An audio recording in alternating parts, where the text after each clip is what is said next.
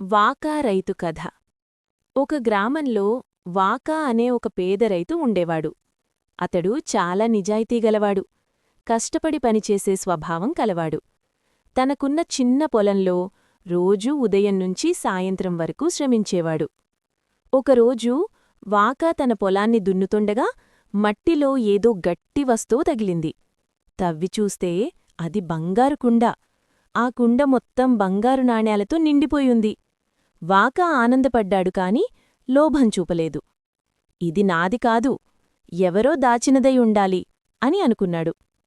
అతడా బంగారు కుండను గ్రామ పెద్దల దగ్గరకు తీసుకెళ్లాడు. గ్రామ పెద్దలు అతడి నిజాయితీకి మెచ్చి, ఇది నీ పొలంలో దొరికింది కాబట్టి నీకే చెందుతుంది అని చెప్పారు.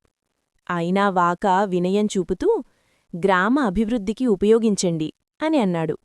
ఆ బంగారంతో గ్రామంలో బావులు తవ్వారు, పాఠశాల కట్టారు, పేదలకు సహాయం చేశారు. వాకాకు అందరూ గౌరవమిచ్చారు. రాజుకూడా వాకా నిజాయితీకి మెచ్చి అతడిని